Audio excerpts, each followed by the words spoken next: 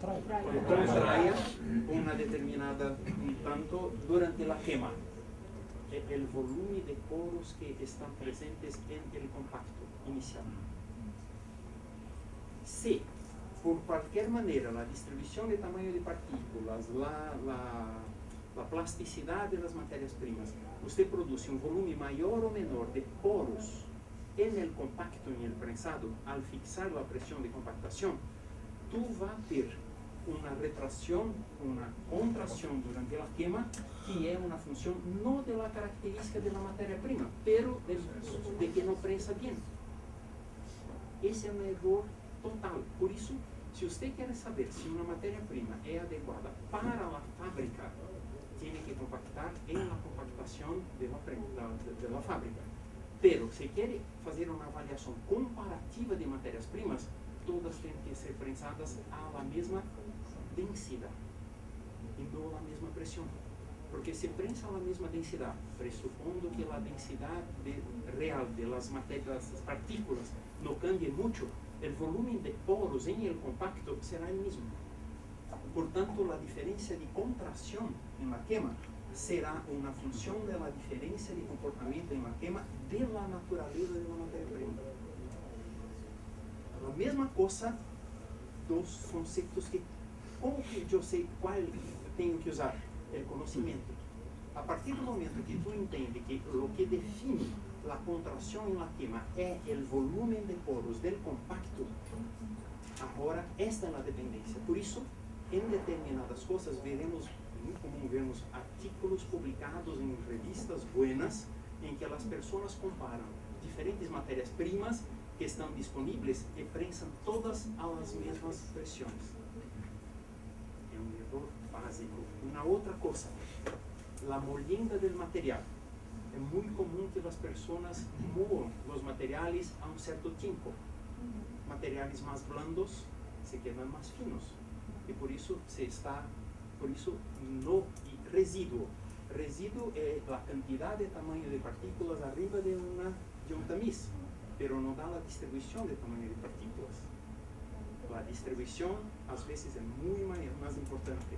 Entonces, hay una serie de cosas, podría pasar mucho más tiempo hablando, pero el concepto es importante este. Si no tiene este tipo de fundamento, y principalmente si está oyendo radio, pensando al respecto que va a hacer a la noche, hace las cosas en el automático. Pero si usted realmente se concentra en lo que está haciendo y piensa, esta es la manera correcta, ¿cuál es la propiedad que quiero? Yo quiero hacer una evaluación comparativa del comportamiento en la quema de dos materias primas distintas.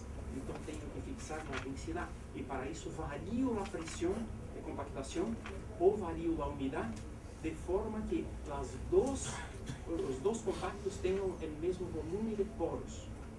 Ahí tengo una... Por eso, son ejemplos. Yo podría aplicar para varias otras cosas, pero piensen. Es bien lo que Diego hablaba. Tú tienes que mirar el comportamiento y entender fundamentalmente lo que causa el comportamiento. Si usted tiene ese conocimiento, ahí tú sabes exactamente cuál es la variable que tiene que ser fixada. Que no la fixe porque, no, lo preparé de la misma forma, pero cambió todo. Si cambió todo, no es la misma forma. La misma forma no contempla alguna cosa que tiene un papel importante en esa historia. Que es muy común. En la planta, la cosa más común es, ¿alguien cambió algo? No cambió nada, está todo igual, pero las piezas cambiaron completamente. ¿Qué pasó? No pasó nada. No es mala intención, muchas veces es desconocimiento. Bien, volviendo entonces al concepto de las materias primas, rápidamente, entonces acá es una simplificación, porque certamente hay otros parámetros acá que pueden ser importantes en la plasticidad que Anselmo hablaba. Hay otras características fundamentales de las materias primas que definen su plasticidad, pero en general, estos acá como una simplificación son válidos. La naturaleza de los átomos presentes, básicamente entonces, a través de la tabla periódica, podemos identificar cuáles están presentes en las materias primas.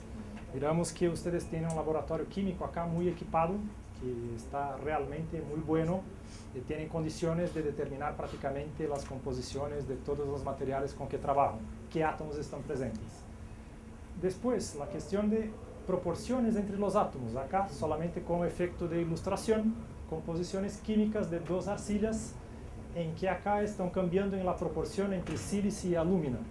Y evidentemente eso traerá reflexos en su comportamiento durante la fabricación. Normalmente no es solamente esto que determina, pero normalmente cuanto más alúmina yo tengo y menos sílica, tengo un material más refractario que necesita de más temperaturas para que sea quemado, para producir, por ejemplo, un producto más vitrificado. Y el contrario, un producto con más sílice, una arcilla con más sílice y menos alúmina, normalmente es un producto más fumero. Otro punto que ahora comenzamos a hablar de cosas que ni siempre son observadas, se puede cambiar comportamientos de materiales en funciones de las ligaciones establecidas entre los átomos. Un ejemplo muy sencillo, yo puedo trabajar con una volastonita, que es un silicato de calcio, que contiene 52% de sílice y 48% de calcio. La proporción estequiométrica entre sílice y el calcio. Es calcio, que es óxido de calcio, es línea, ¿no? Óxido de calcio, bien. Pero yo solo tengo volastonita como material. Y podría obtener la misma composición, 52% de sílice y 48% de calcio, a través de una mezcla de 62% de caliza y 38% de arena, de cuarzo. La composición final será la misma, pero cuando yo comparo los dos, hay diferencias en la forma como esos átomos están ligados. Acá hay ligaciones entre sílice, calcio y oxígeno, y acá están individualizados, es distinto. Después de la cocción, terá la misma composición, pero el comportamiento podrá cambiar.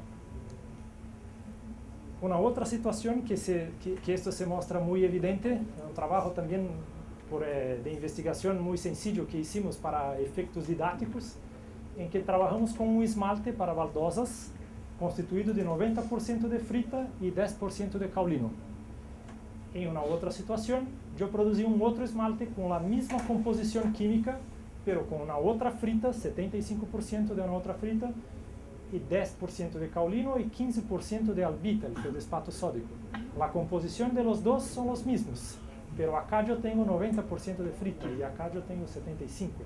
Evidentemente, el comportamiento durante la cocción, la temperatura en que de reblandecimiento del esmalte, la impermeabilización que los esmaltes farán en la superficie de la pieza, no serán iguales, embora yo tenga la misma composición química en los dos casos.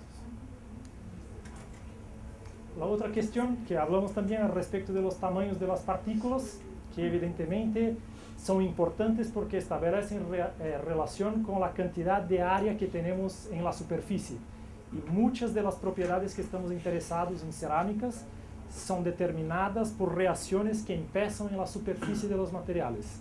Entonces, cuanto más área superficial yo tengo, más reactivo en general son los materiales.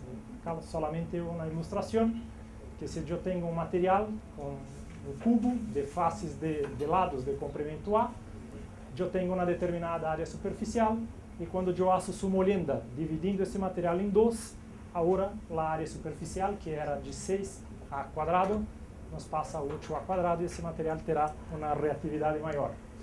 En la práctica, este es un trabajo en que probablemente el viernes, en las charlas que están programadas, vamos a hablar un poco más también, en la parte de economía energética, porque nosotros estamos trabajando con el tema de producción de porcelanatos por molienda en seco.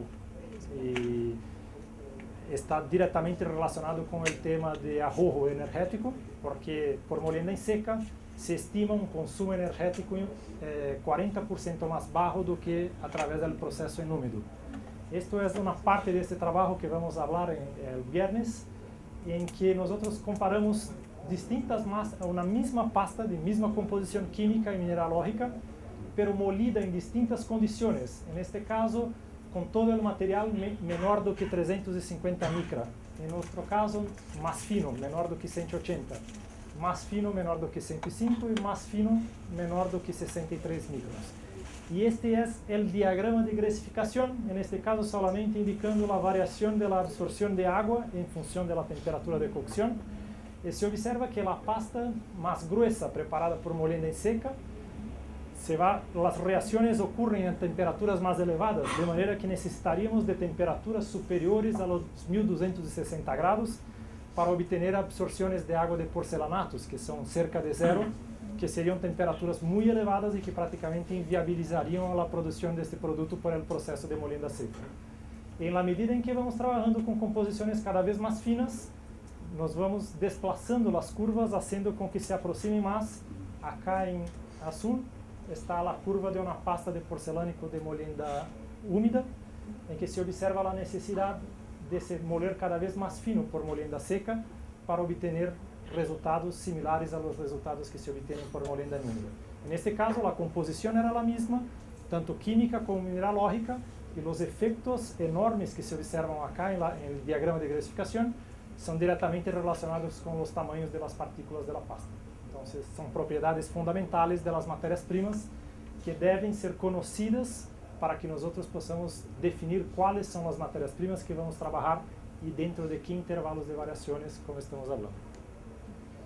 Dentro de este sentido, en lo caso de las baldosas cerámicas, hacemos siempre una división de naturaleza de materias primas, que serían las materias primas que llamamos de materias primas plásticas, y las materias primas que para nosotros en portugués es no plásticas, creo que ustedes hablan desgrasantes acá también.